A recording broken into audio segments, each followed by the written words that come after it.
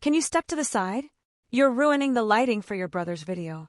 That was the very first thing my mother said to me on my 34th birthday. I had just walked through the front door of my parents' house in Austin, Texas, exhausted from a delayed flight, but carrying 2 massive, heavy bags of takeout from their absolute favorite Thai restaurant. I had flown in all the way from San Francisco for the weekend. It was my birthday, and a stupid, naive part of me quietly hoped that this year, just this once, things might be different. I thought maybe we would sit down, eat some pad thai, and they would hand me a card. Just a simple birthday card would have been enough. Instead, I stood frozen in the kitchen doorway, holding the greasy paper bags, watching my mother meticulously angle a massive, 3-tiered custom fondant cake on the center island.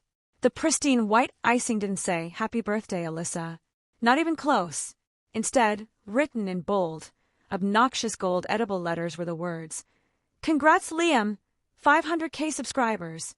My younger brother, Liam, was standing right in the middle of the kitchen, adjusting his hair in the reflection of his iPhone screen, completely ignoring my arrival. Liam was a lifestyle YouTuber. This essentially meant his entire career consisted of filming himself drinking incredibly overpriced matcha lattes, complaining to a camera about the exhausting stress of being a digital influencer, and doing expensive clothing hauls. He was 28, living out of a luxury apartment he could barely afford, and constantly treating everyone around him like background extras in the movie of his own life. My dad was standing a few feet away, busy adjusting a secondary camera on a heavy-duty tripod, sweating slightly as he tried to make sure the ring light hit Liam's jawline just right. No one even looked at me. No one came over to take the heavy bags from my hands. No one said happy birthday. They just started recording. My parents began laughing and clapping as they brought the enormous cake toward him, singing a completely off-key rendition of a celebration song specifically tailored for his channel's milestone. I stood there in my own family's kitchen, smelling like airplane cabin air and holding warm takeout, feeling exactly like a random food delivery driver who had stumbled into a private party. I didn't scream. I didn't drop the food. I just quietly set the bags down on the counter and watched them celebrate him.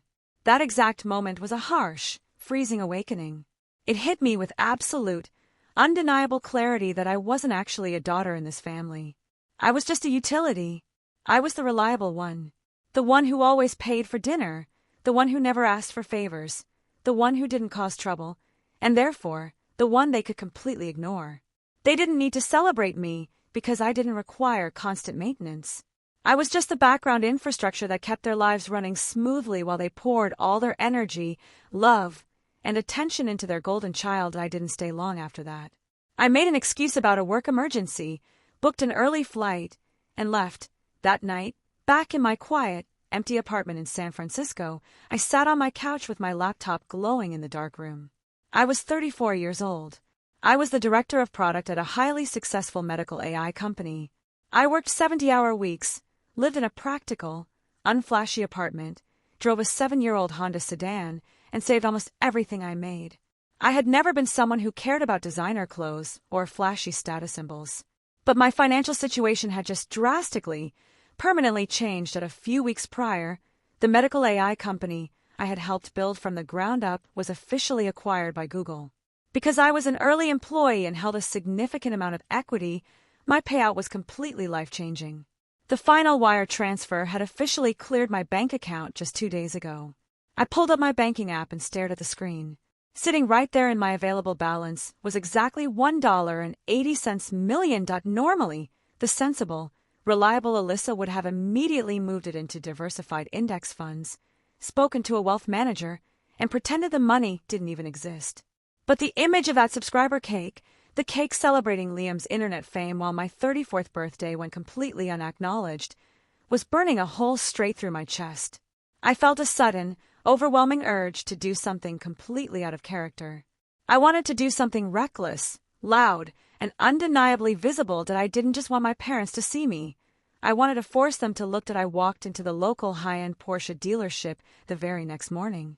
I didn't waste time test driving 5 different cars or negotiating with the salesman. I walked straight onto the showroom floor, pointed at the most aggressive, breathtakingly sleek machine they had sitting under the bright spotlights, and said, "I want that one." It was a stunning Porsche Taycan Turbo S, The sticker price was a staggering $168,000. The finance manager brought me into his glass office and started pulling out paperwork, asking about my credit score and what kind of financing options I was looking for, assuming I would want to stretch the payments out over 7 years. I calmly handed him my banking details and told him I was paying for the entire vehicle in cash. The look on his face was priceless, but it was nothing compared to what I was about to do next. When I got back to my apartment later that afternoon, holding the heavy, polished keys to my new car, I did something I had never done in my entire life. I took a photo of the electronic purchase confirmation. The image clearly showed the exact make and model of the car, and right next to it, the total amount paid, $168,000. Because of the lighting in my room, you could just faintly see the reflection of my completely deadpan face staring back from the dark laptop screen that I didn't write a long, bragging caption about my hard work paying off. I didn't write anything at all.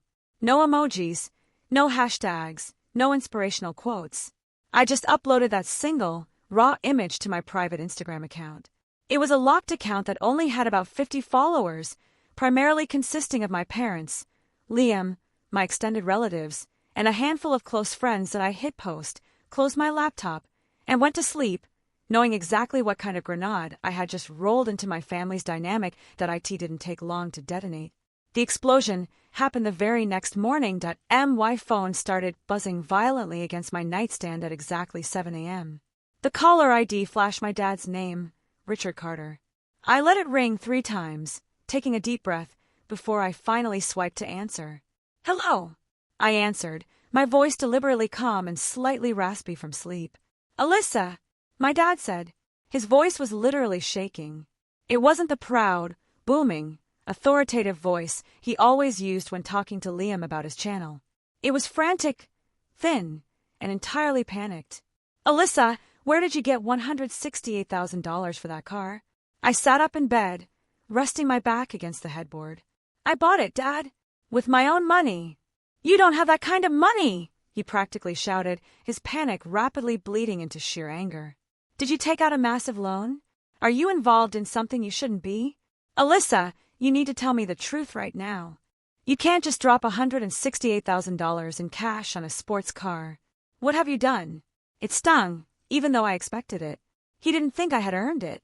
In his mind, it was absolutely impossible for his quiet, invisible daughter to be that successful. He immediately jumped to the conclusion that I was either drowning in massive, crippling debt, running some sort of elaborate scam, or doing something entirely illegal. "Dad, I'm perfectly fine," I said flatly, refusing to give him the satisfaction of an explanation. "It's my money. I earned it legally. There's nothing to worry about." He didn't listen to a word I said. He talked right over me, his breathing heavy and erratic through the receiver. "We are having a family meeting. This Sunday, 6 p.m. sharp, at the house. You need to be here, and you need to explain exactly what is going on. Everyone will be here. Be there, Alyssa." He hung up before I could even open my mouth to reply, and I slowly lowered the phone from my ear, staring at the blank screen in the quiet of my bedroom. A family meeting. My dad only called emergency family meetings when Liam had maxed out yet another business credit card, and they needed to urgently restructure the family budget to bail him out of trouble. Now, he was calling one for me, because God forbid I spend my own money on myself without their permission. But as I sat there processing the conversation, a sudden, nagging thought began to creep into the back of my mind. Why was he so incredibly panicked? Yes, seeing a $168,000 car purchase is a shock for any parent, but his voice over the phone wasn't just surprised. It sounded genuinely terrified. It was the distinct sound of a man who thought a delicate house of cards was about to completely collapse. That I decided right then that if I was going to be put on trial by my own family on Sunday, I wasn't going to go in blind. I needed to know exactly what I was walking into. I grabbed my laptop, opened it back up, and decided to do a little digging of my own. I had no idea that what I was about to find would completely and permanently destroy my family. I couldn't sleep at all the night before the scheduled family meeting. I was lying in my bed in San Francisco, staring up at the dark ceiling, my mind racing a mile a minute. My dad's panicked, accusatory voice kept replaying in my head on an endless loop. He was genuinely terrified about my finances, which made absolutely no sense. I was the responsible one. I was the one who never asked for a dime. Why would my buying a car trigger a full-blown emergency intervention? The math just wasn't adding up, and I have always been someone who needs the math to make sense. That I threw off the covers, walked into my home office, and opened my laptop. If they were going to put me on trial on Sunday, I needed to know exactly what their defense was going to be. Years ago, I had set up a family cloud drive for my parents because they were completely technologically illiterate. I had organized their taxes, their mortgage documents, and their insurance policies into neat digital folders. I still had the master login saved in my password manager. I clicked the link, bypassed the security prompt, and dropped right into their digital filing cabinet. I didn't even know what I was looking for at first. I just started clicking through the recent folders, scanning for anything related to debt, loans, or Liam's endless business expenses. I clicked on a folder labeled Financials 2018 Present. I scrolled past the mundane utility bills and property tax receipts until a very specific file name jumped out at me, completely paralyzing my hand on the trackpad. It was a standard PDF document. The title was Alyssa_education_trust_closure.pdf. My stomach dropped instantly. Before my grandparents passed away, they had set up a dedicated education fund specifically for me, meant to cover my higher education. The initial starting balance of that fund was exactly $120,000. It was supposed to be my ultimate safety net, the money I was heavily relying on to finally go back to school and get my MBA so I could advance to an executive level in the tech industry. My hands were actually shaking as I double-clicked the PDF file. The document loaded on my screen, displaying the official bank letterhead. I scanned down to the account status line. The account was marked as closed exactly 6 years ago. I kept reading the fine print, tracing the routing numbers at the bottom of the closure confirmation. The entire $120,000 balance hadn't been absorbed into my parents' retirement savings or used for a medical emergency.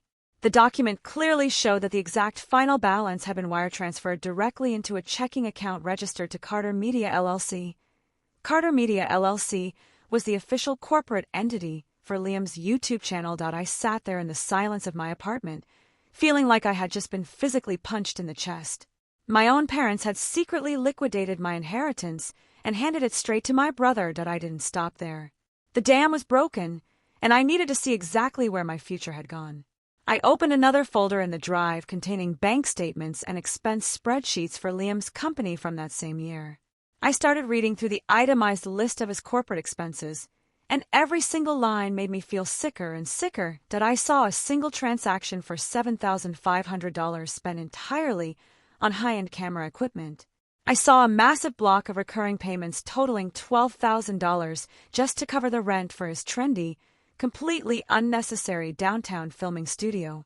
I scrolled further down and found a $9,800 charge categorized as a business expense for a travel vlog he filmed in Europe. I vividly remember that trip.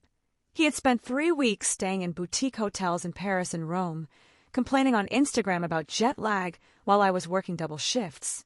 The most infuriating line item of all was a massive $18,000 payment to a boutique PR agency for a completely useless marketing campaign designed to boost his subscriber count. I pulled up the calculator app on my computer and started punching in the numbers from the spreadsheet.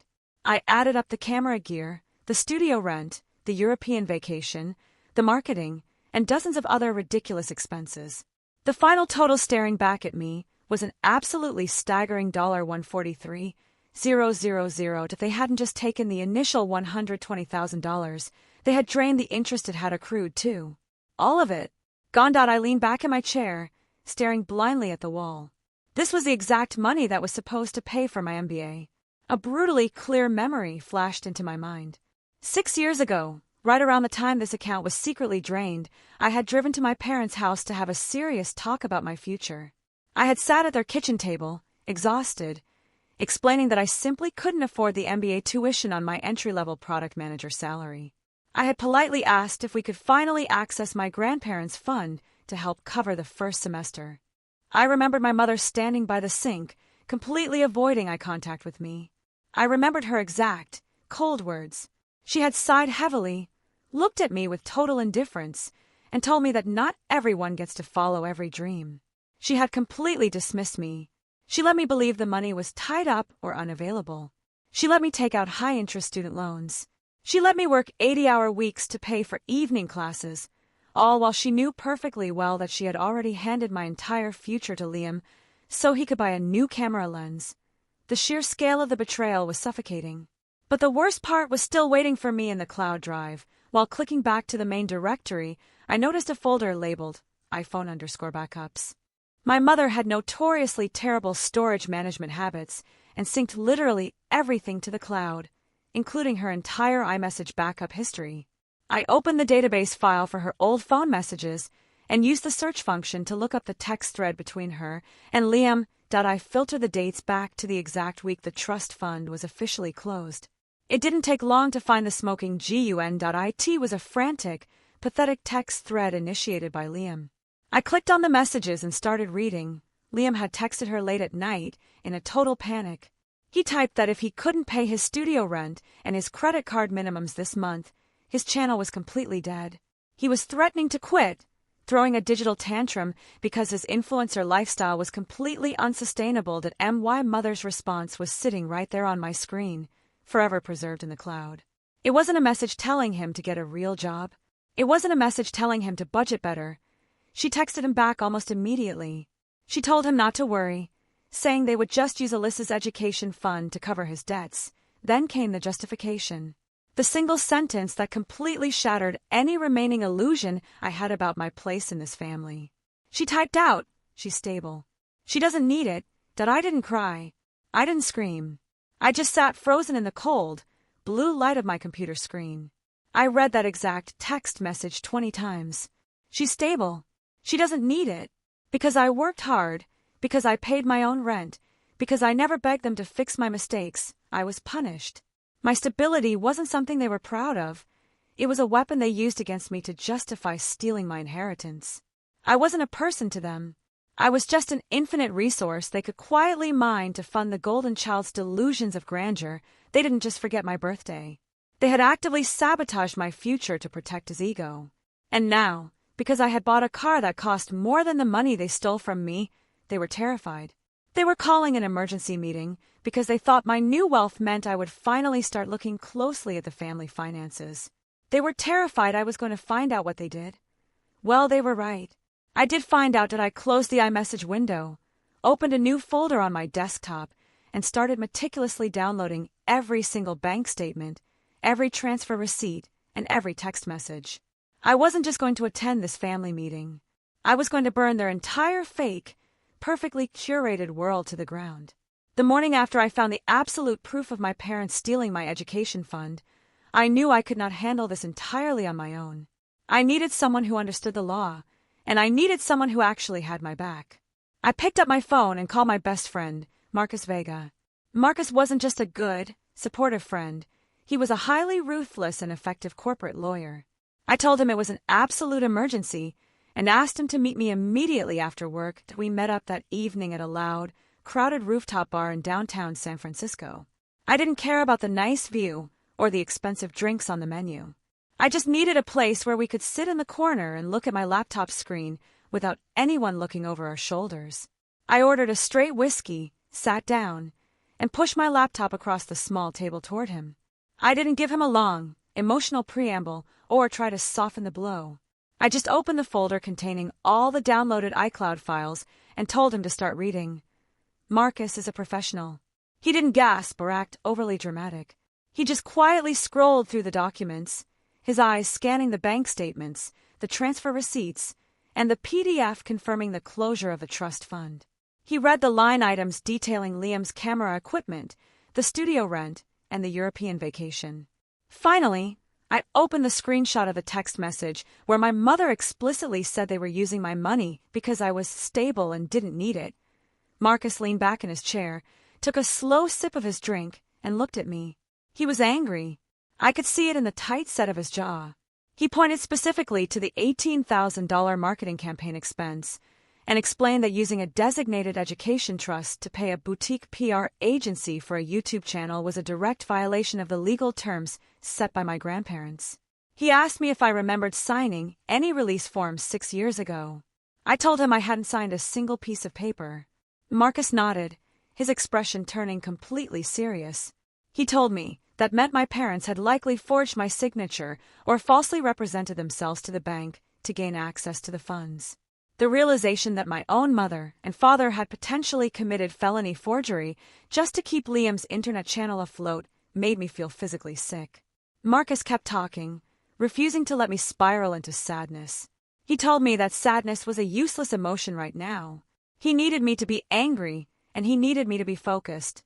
He looked me right in the eyes and laid out the exact reality of my situation. He told me that my family worships 3 specific things: image, money, and the golden child. He explained that my parents had convinced themselves they were good people doing a good thing for their son, completely ignoring the fact that they were destroying their daughter in the process. They justified the theft because they believed Liam's success would eventually validate their actions. Marcus leaned over the table and said very clearly, "If you want them to wake up, you have to hit all 3. He meant that I couldn't just yell at them or cry.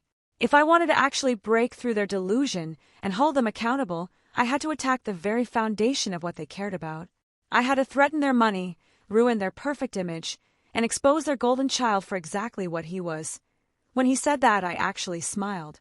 It was a cold, hard smile, but it was genuine. I realized that my impulsive decision from the day before was actually the perfect opening move for this exact strategy. I told him, "I think I already did the first step." I reached into my pocket, pulled out my phone, and opened my email app. I found the electronic purchase confirmation from the dealership and handed the phone to Marcus, letting him read the details. I showed Marcus the exact email confirming I had just purchased a Porsche Taycan Turbo S for $168,000 in cash. He stared at the screen for a few seconds, completely silent, before he let out a loud, genuine laugh. He understood immediately. Buying that car wasn't just a midlife crisis purchase. It was a direct threat to my parents' control over me. It proved to them that I had access to massive amounts of capital that they didn't know about and couldn't touch. Right then and there, sitting at that table on the rooftop bar, Marcus and I began to formally outline a retaliation plan. We decided to break it down into 3 distinct, unavoidable steps.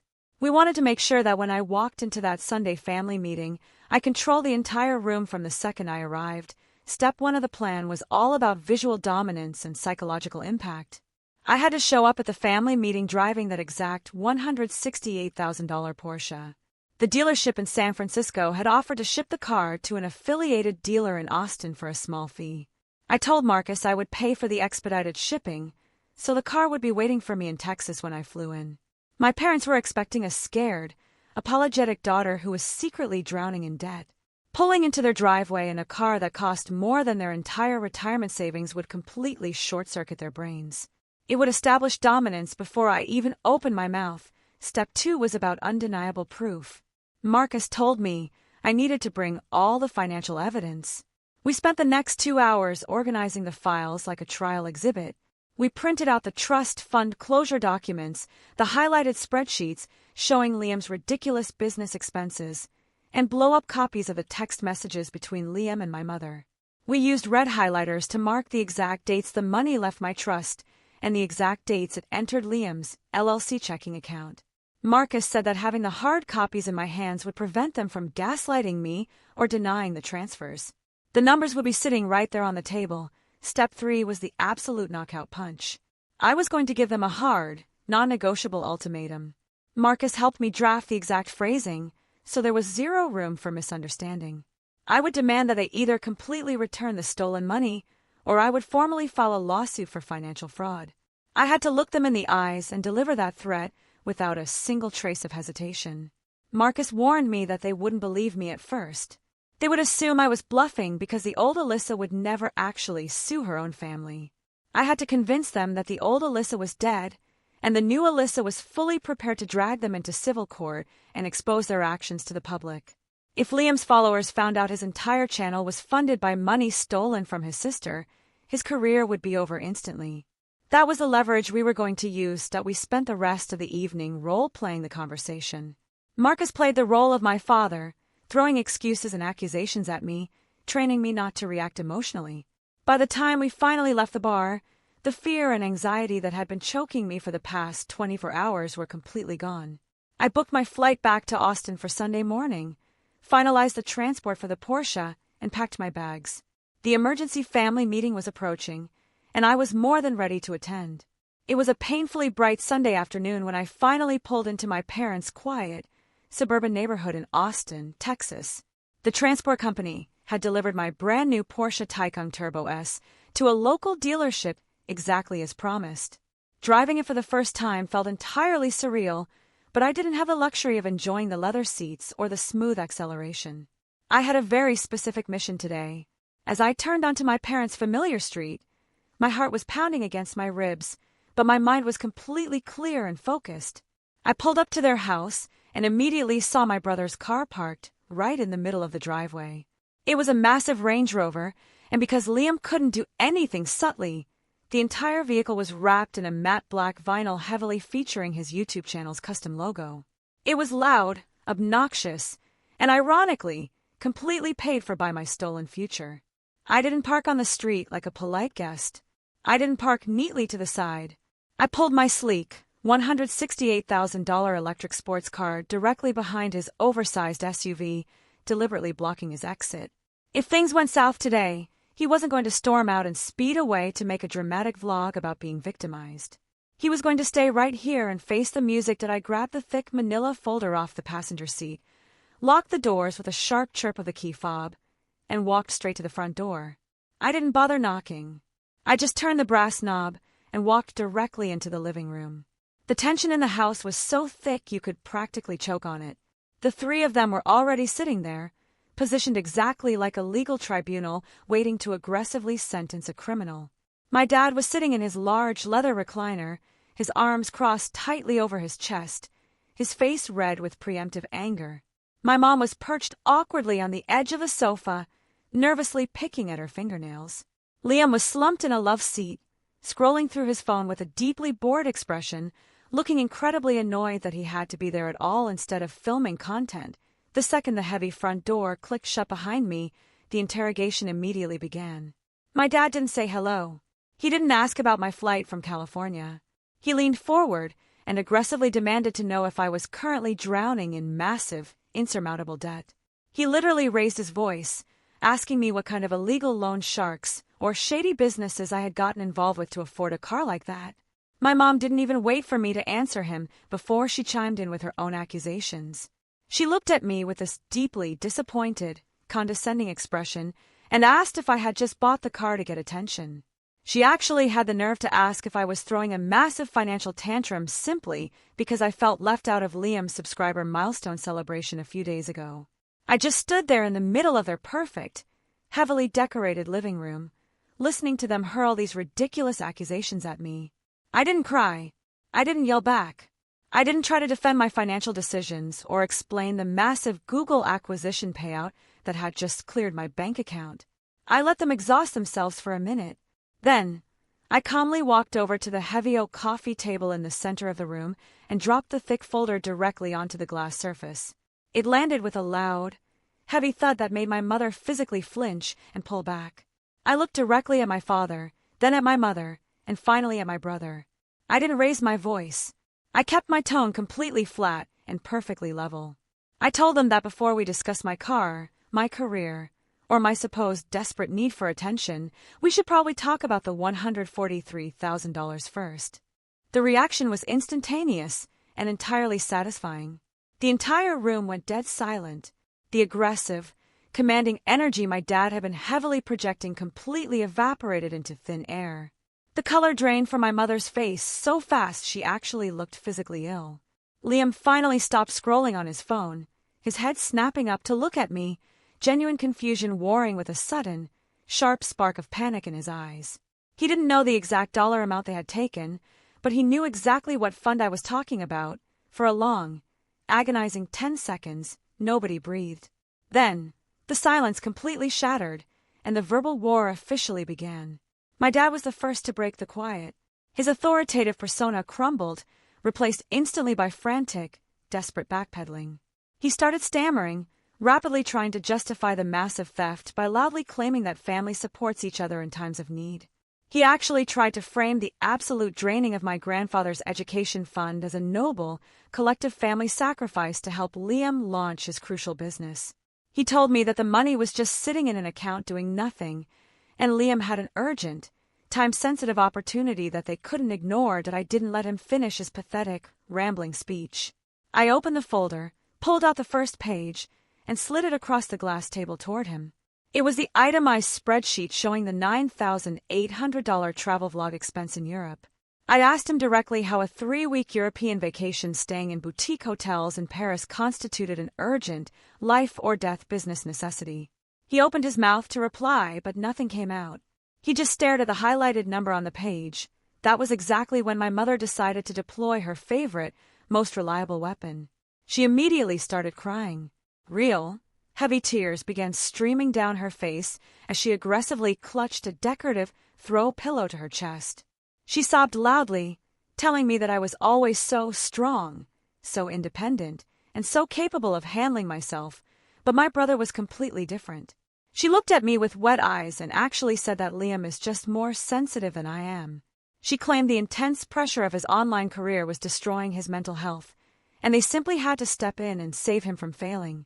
She tried to make me feel guilty for being resilient. She wanted me to apologize for not needing to be rescued, actively using my own independence as the exact excuse for why they were allowed to steal from me. Liam finally realized that his parents were rapidly losing the argument, so he decided to jump in and defend himself. Instead of looking ashamed or apologetic for spending my tuition money, he actually smirked at me. He leaned back in his chair, crossed his arms over his expensive designer shirt, and tried to aggressively flip the entire narrative. He looked me dead in the eyes and confidently stated that I was just incredibly jealous of him. He said I was furious because I worked a boring, miserable corporate job in a cubicle while he was actually out there living his absolute dream, building a massive personal brand, and getting recognized in public by fans. He told me I was pathetic and petty for digging up old bank records just to ruin his big subscriber milestone week.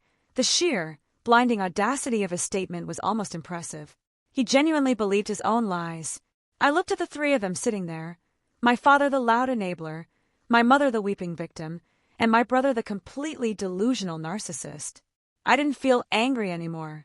I just felt incredibly, deeply exhausted by their constant manipulation. I looked right back at Liam, completely wiping the arrogant smirk off his face with my next sentence. I told him I wasn't jealous of his fake internet life, his leased apartment, or his followers. I told him I was just entirely sick and tired of being the family ATM.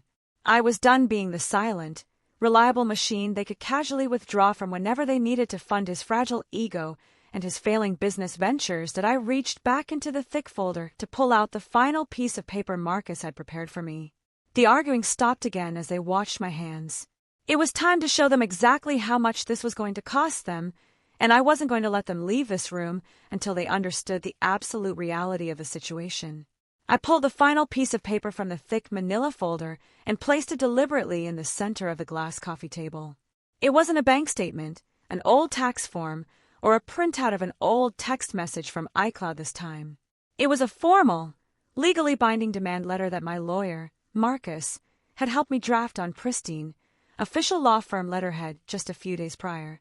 I pushed the document directly across the smooth glass toward my father, so he could clearly see the bolded number printed at the very bottom of the final page. My father leaned forward, his eyes rapidly scanning the dense legal text, completely ignoring the paragraphs of legal jargon before finally landing on the final calculation at the bottom.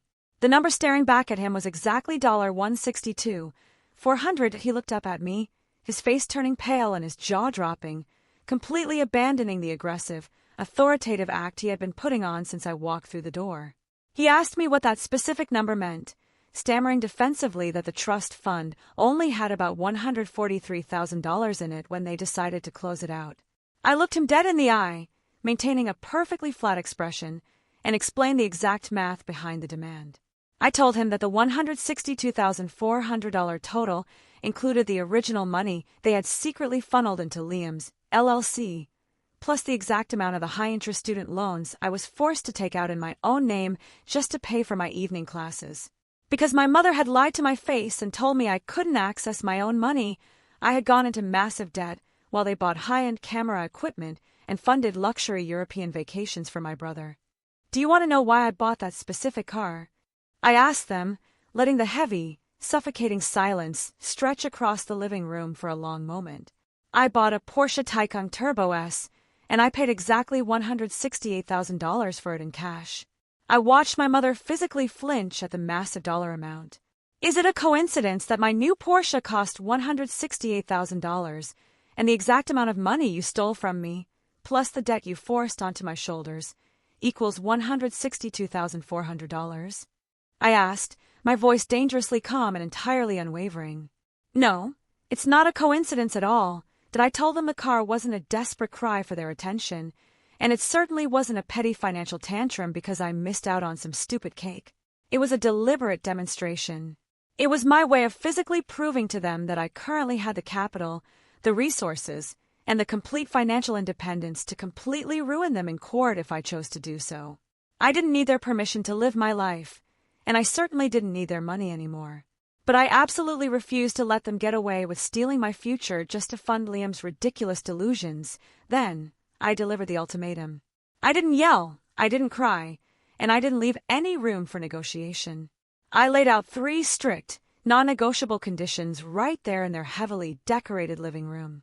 First, they were going to pay back every single cent of the $162,400. I told them I didn't care how they got the money. I didn't care if they had to liquidate their retirement accounts, sell their assets, or take out a massive second mortgage on this house.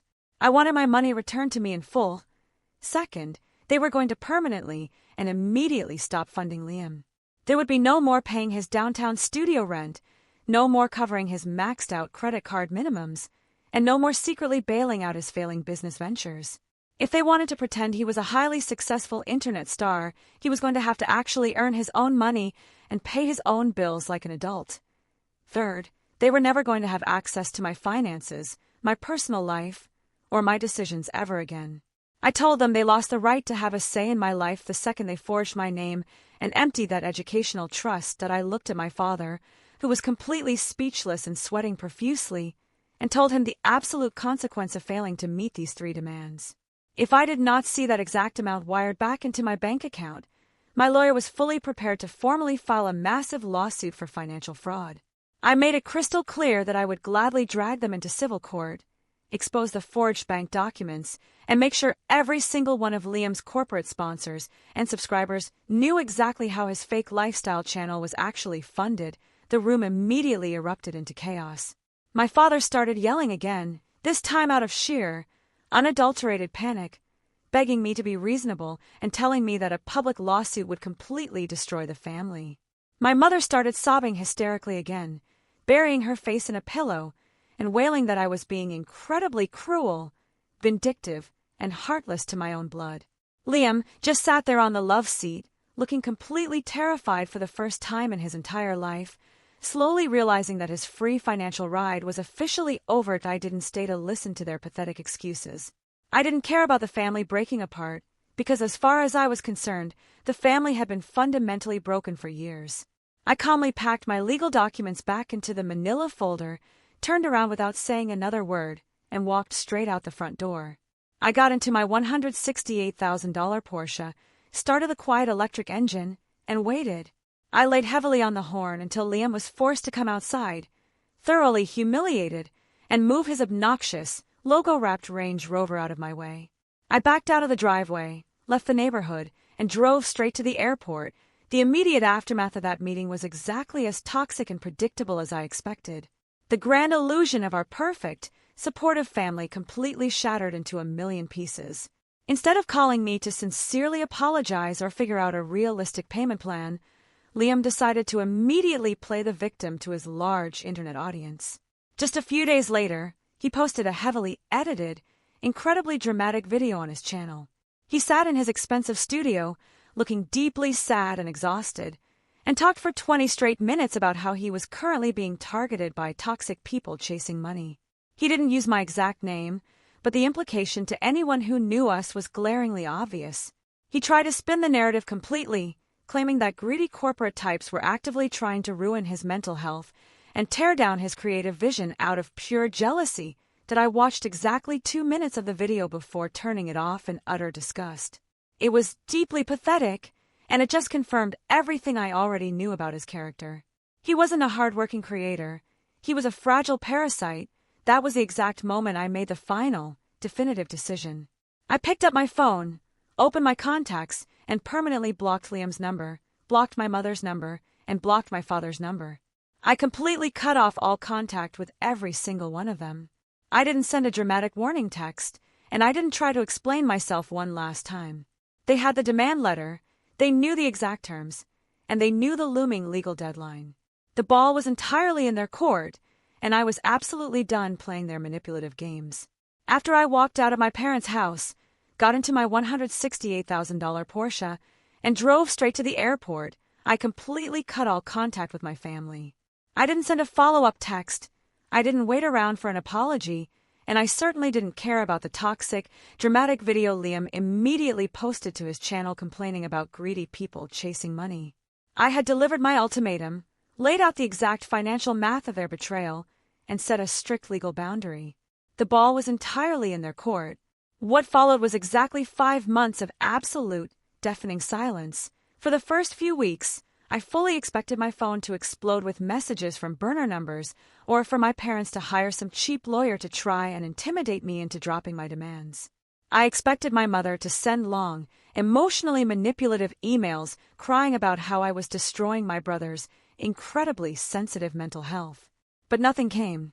Marcus, my lawyer and best friend, had formally sent the drafted demand letter via certified mail, establishing a strict 6-month deadline to return the $162,400. If the money wasn't in my account by that exact date, the civil fraud lawsuit would be officially filed with the courts. During those 5 months, I simply went back to living my life. I returned to my quiet apartment in San Francisco and continued working my demanding hours as a director of product at the AI company that Google had recently acquired. I drove my new electric sports car down the Pacific Coast Highway on the weekends. I didn't feel guilty. I didn't feel sad. The sheer anger that had propelled me into that living room in Austin had completely burned away, leaving behind a cold, hard clarity. I realized that for my entire life, I had been desperately craving validation from people who fundamentally viewed me as an appliance. They had justified stealing my education fund by explicitly stating that I was stable and didn't need the money. They punished me for being responsible, and now I was punishing them for being thieves. While I was ignoring them, Marcus was keeping a quiet, professional eye on the situation from a distance. He occasionally checked Liam's public social media channels to see if my parents were actually adhering to my second demand, completely cutting off Liam's financial supply. The results were embarrassingly obvious. Within just 2 months, the glossy, high-production quality of Liam's lifestyle vlogs completely vanished. The massive, $12,000 a month downtown filming studio was suddenly gone, replaced by a cramped, poorly lit bedroom. The expensive clothing hauls and the casual mentions of boutique PR marketing campaigns completely stopped. Without my stolen money funding his fake reality, Liam's digital empire was rapidly crumbling. My parents were terrified enough of the looming fraud lawsuit that they had actually stopped writing him checks. Then, exactly 5 months and 2 weeks after the explosive family meeting, my phone finally rang. It was a random Tuesday afternoon. I was sitting at my desk, reviewing a new software interface, when I saw my father's name flash across the screen. I had unblocked his number just a few days prior, strictly because Marcus advised me that they would likely attempt to confirm the wire transfer right before the legal deadline expired. I let the phone ring 3 times, took a deep, steadying breath and answered. "Hello," I said, my voice completely flat and strictly professional. "Alyssa," my dad replied. The moment he spoke, I actually paused. His voice was completely unrecognizable. My father had always been a loud, authoritative man who controlled every room he walked into. But the man on the other end of his phone call sounded incredibly small, deeply exhausted, and utterly defeated. The aggressive, defensive arrogance he had displayed in their living room was entirely gone. "Are you there?" he asked quietly. "I'm here," I said, "and I'm listening." He let out a long, heavy sigh that sounded like it physically hurt him. "I just left the bank," he said, his voice trembling slightly. "The wire transfer has been formally initiated. They told me it might take 24 hours to clear, but you should see the full amount in your account by tomorrow morning. It's done. We sent the $162, 400-inch. I opened my banking app on my computer monitor, knowing the funds wouldn't be there yet, but feeling a profound sense of closure simply hearing him admit defeat. They knew they couldn't win in court. They knew that if I exposed the forged documents and the $143,000 they had secretly funneled into Liam's LLC, their perfect suburban reputation would be permanently destroyed. "Do you have any idea what this took from us?" my dad asked, the exhaustion in his voice suddenly bleeding into a quiet, pathetic bitterness. He didn't wait for me to answer. He desperately needed me to know exactly how much pain I had caused them. "We had to completely drain our retirement savings, Alyssa. Every single cent we had liquid is gone." He paused, taking a ragged breath. "And it still wasn't enough. We had to sell the cabin. I stopped moving my mouse. The cabin in Colorado was my mother's absolute pride and joy. It had been in her family for decades, a beautiful rustic property where they spent every winter holiday, and the exact place they had planned to eventually retire. It was the crown jewel of their carefully curated image. Selling it meant they had to admit to their wealthy friends that they were suddenly in desperate need of cash. We put it on the market for a massive loss just to get the equity out in time to meet your lawyer's deadline." My dad continued, his voice cracking. "Your mother hasn't stopped crying for weeks. Liam is completely furious with us because we can't help him pay his rent anymore, and his channel is failing. I hope you are completely satisfied, Alyssa. I hope getting your money back was worth completely destroying your family." For the first time in my entire life, I heard genuine, undeniable regret in my father's voice. But it was entirely the wrong kind of regret. He wasn't apologizing to me for stealing my future. He wasn't apologizing for forcing me to take out high-interest student loans to pay for my MBA while they bought Liam high-end camera equipment and funded his European vacations. He wasn't even apologizing for entirely ignoring my 34th birthday to celebrate a subscriber milestone. He was just deeply, selfishly sad that his own terrible actions finally had severe, unavoidable consequences. He was trying to make me feel guilty for simply demanding what was legally and morally mine. And I sat back in my ergonomic office chair, looking out the large window at the San Francisco skyline, and realized I felt absolutely no guilt whatsoever. "I didn't destroy this family, Dad," I replied, my voice dangerously calm and completely devoid of empathy. "You and Mom destroyed this family 6 years ago when you secretly closed my education trust and handed my money to a grown man so he could pretend to be famous. You made a deliberate choice. You decided that my financial stability was just a convenient resource for you to exploit. I am simply the one handing you the bill for your own decisions." There was a long, suffocating silence on the phone. He didn't have a single argument left. He knew I was absolutely right, and he knew the power dynamic between us had permanently shifted. He could no longer manipulate me, guilt-trip me, or control me. "If the $162,400 is successfully cleared in my account by tomorrow morning, my lawyer will officially drop the fraud case," I told him, wrapping up the conversation like a corporate business transaction. "But my other conditions remain permanently in place. Do not ever contact me again." I hung up the phone before he could even process the finality of my words. The morning after that exhausting phone call with my father, I woke up, brewed a cup of cheap coffee, and opened my laptop on the kitchen counter. I logged into my banking portal, my eyes scanning the recent transactions. There it was, sitting right at the top of the ledger in bold green numbers. The wire transfer had officially cleared, and the entire $162,400 was sitting securely in my account.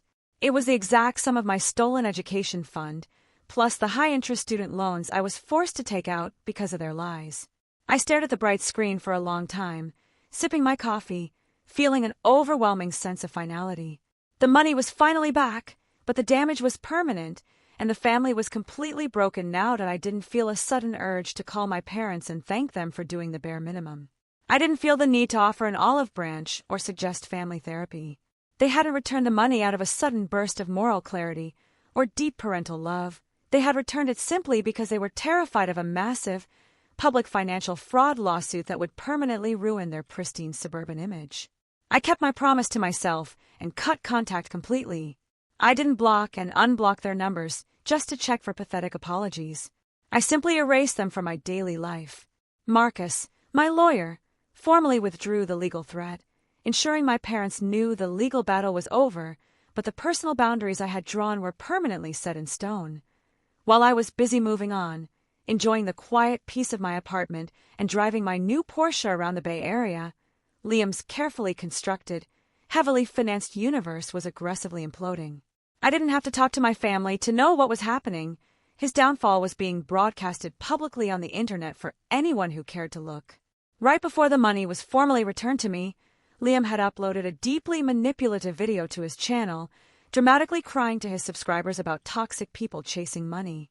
He had desperately tried to spin the narrative, hoping his audience would rally behind him and somehow replace the massive financial void I had just created by cutting off his illegal funding. But sympathy views don't pay the bills.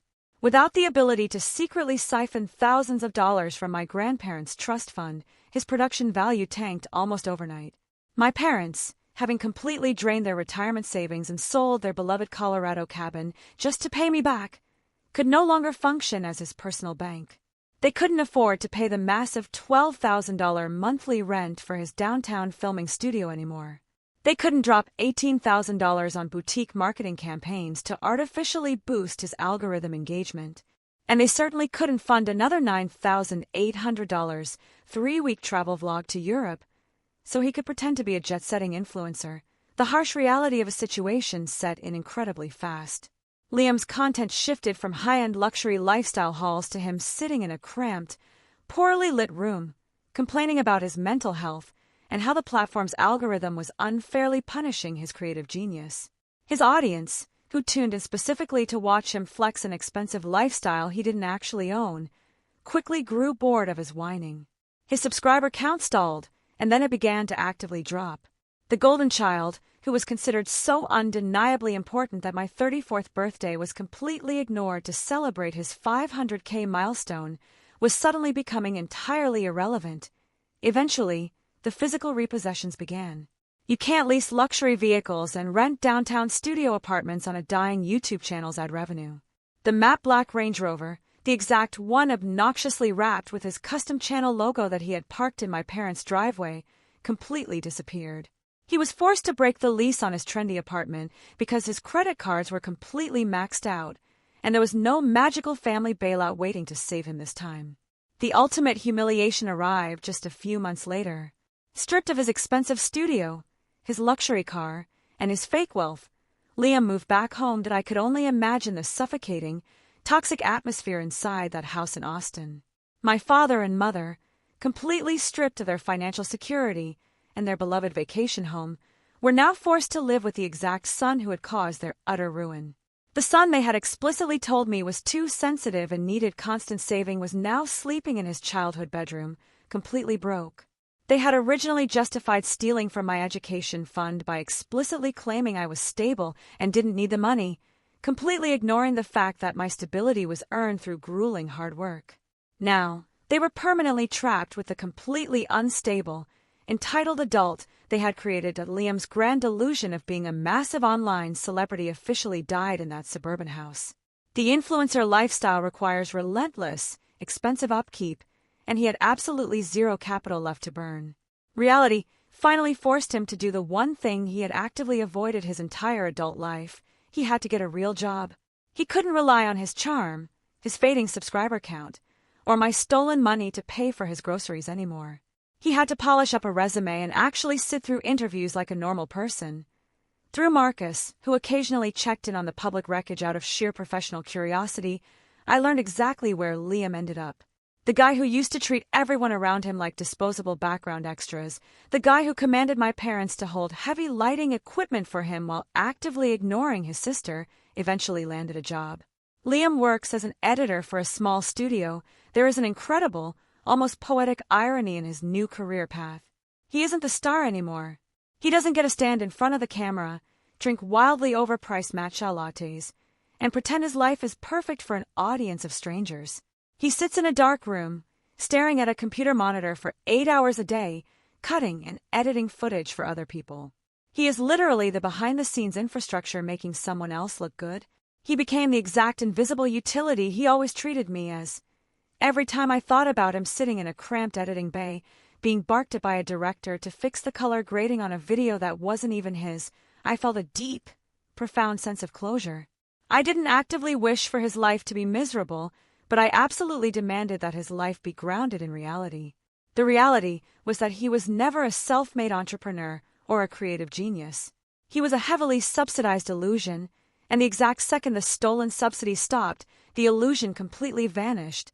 The $162,400 sitting comfortably in my investment portfolio wasn't just my money being rightfully returned, it was the exact, calculated price of their massive delusion. They paid it in full. And now, as Liam commutes from his childhood bedroom to a small studio to edit someone else's content, they are all finally living in the real world. It's funny how quickly a family dynamic can violently shift when you simply refuse to play your assigned role anymore. For 34 years, I was the reliable one, the quiet, sturdy safety net that caught them every single time they fell. My parents built their entire financial philosophy on the assumption that they could freely fund Liam's ridiculous dreams because I would always be there to quietly absorb the losses. They literally stole $143,000 of my inheritance to pay for his high-end camera equipment, his studio rent, and his marketing agency, fully believing I would just accept my fate and keep working my corporate job in silence. But the absolute second I placed that formal demand letter on their glass coffee table, the entire power structure collapsed. Liam's downfall wasn't caused by toxic people chasing money, no matter how loudly he cried about it in his final, desperate internet videos. His downfall was entirely self-inflicted. It was the direct, unavoidable result of a mediocre talent finally meeting the end of an illegal bankroll. He had spent his entire 20s believing he was inherently special, surrounded by parents who constantly reinforced that dangerous lie by handing him cash they had stolen from his sister. When that cash dried up, he had absolutely nothing of actual substance to fall back on. Now, he is just another guy in his late 20s, living with his financially stressed parents, working an entry-level editing job at a small, unremarkable studio. He clocks in, he does the tedious work of clipping footage and adjusting audio levels, and he clocks out. There are no more custom fondant subscriber cakes, no more off-key celebration songs in the kitchen, and no more massive camera lenses bought with someone else's future. The golden child had finally been tarnished, and there was absolutely no amount of public relations marketing that could ever polish him back up. The Porsche Taycan Turbo S is an incredibly powerful machine, but the most striking thing about it isn't the speed or the sleek exterior design. It is the absolute, profound silence of the electric engine. When you're driving down the Pacific Coast Highway with the windows rolled up, the cabin is perfectly quiet.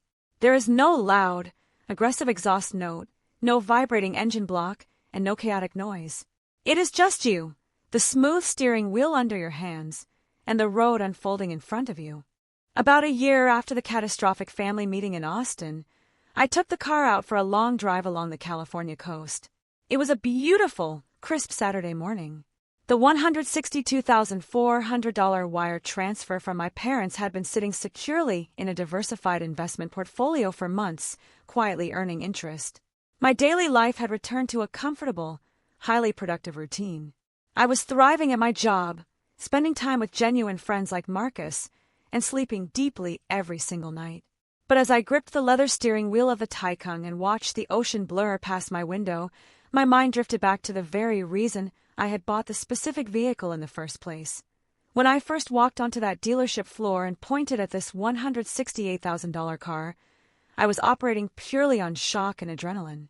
At the time, I genuinely thought I was buying a weapon. I thought I was purchasing a massive, heavy financial sledgehammer that I could use to aggressively smash the glass house my parents had built around my brother. I wanted to use the sheer price tag to shock them, to terrify them, and to prove that I was completely entirely out of their league. And in the immediate aftermath, it certainly functioned that way. It was the catalyst that forced the entire ugly truth out into the open, but as the months passed and the dust completely settled, my perspective on the vehicle fundamentally shifted. While I was sitting in my Porsche that morning, listening to the quiet hum of the tires against the asphalt, I finally realized the absolute truth. The car wasn't about revenge. It was a boundary. Every time I looked at the sleek dashboard or felt the immediate acceleration, I wasn't thinking about punishing my parents anymore. I was thinking about my own independence. This car represented the exact moment I permanently stopped being my family's invisible safety net. It was the physical manifestation of me finally putting myself first, refusing to be treated as a disposable utility, and locking the door behind me. The heavy price tag was just the literal cost of walking away from a toxic dynamic that would have bled me dry for the rest of my life. Because ultimately, this entire story was never actually about a luxury sports car. It wasn't even entirely about the $143,000 they stole from my education fund, or the high-interest student loans I was forced to take out. The money was just a symptom of a much deeper, far more insidious disease. This whole ordeal was really about blatant favoritism, the crushing necessity of strict boundaries, and the exhausting reality of being the invisible child. When you are the invisible child in a family that heavily favors a golden child, your reality is constantly warped. You are trained from a very young age to believe that your needs are secondary, your achievements are standard expectations that don't require celebration, and your resources are community property. My parents didn't steal my inheritance because they hated me. They stole it because they literally did not view me as a separate human being with my own distinct future. They viewed me as an extension of their own wallet. They believed my stability was simply a convenient tool they could freely use to prop up Liam's incredibly fragile ego. They loved the idea of Liam being famous. They loved the aesthetic of having a successful, internet celebrity son. It made them feel important and validated. But they didn't actually love Liam enough to tell him the truth. They didn't love him enough to teach him how to budget, how to work hard, or how to handle failure. They just threw my stolen money at his problems and let him become a completely delusional, entitled adult. And now, they are all paying the ultimate price for that shared delusion. The last update I ever received from Marcus confirmed exactly how far they had fallen. My parents had to sell their beloved Colorado cabin, completely drain their life savings, and sacrifice their comfortable retirement just to keep themselves out of a civil fraud courtroom. They are now permanently trapped in their suburban house in Austin, completely stripped of their wealth and their carefully curated public image, and Liam is right there with them. He had to completely abandon his fake, luxurious influencer lifestyle, move back home into his childhood bedroom, and is now working as an editor for a small studio. He spends his days sitting in the dark, cutting footage for other creators, completely invisible to the internet audience he used to brag about. The golden child is officially broken, and there is no more stolen trust fund money available to glue the pieces back together. I don't feel sorry for them. Empathy requires a foundation of mutual respect, and they destroyed that foundation 6 years ago when they forged my name on those bank documents. They made their choices, and they are simply living with the direct, unavoidable consequences of those choices. Sometimes, people ask me if I miss them. They ask if the holidays are hard, or if I ever feel a twinge of guilt for cutting off my own flesh and blood. Society places a massive, unfair burden on the victims of family trauma, constantly pushing the narrative that family is everything and that you must always forgive. But I don't believe that. I don't miss the anxiety. I don't miss the constant feeling of being completely unappreciated. I certainly don't miss standing in my own kitchen, holding bags of takeout food, while my parents sing off-key to celebrate my brother's internet subscribers on my 34th birthday that I survived my family. I built a highly successful career entirely on my own merit. I secured my financial future, and I forced the people who stole from me to pay back every single cent. I learned the hardest possible way that you cannot buy genuine love from people who are fundamentally incapable of giving it, and you cannot save people who actively want to use you as a stepping stone. I pulled the Taikung over at a scenic overlook, shifting the car into park. I stepped out into the cool, salty ocean breeze and leaned against the sleek, expensive hood of the car. I looked out at the massive expanse of the Pacific Ocean, feeling a deep, unshakable sense of peace settle over my shoulders that I didn't have to check my phone for frantic texts about Liam's maxed-out credit cards. I didn't have to worry about my father calling an emergency meeting to yell at me. I didn't have to listen to my mother cry about how my independence was somehow hurting my brother's sensitive feelings. I was entirely, completely free. The car is just a car. It gets me from point A to point B, but the boundary it represents is absolutely priceless. I bought my life back. I drew a line in the sand that they will never, ever cross again, and I am finally moving forward.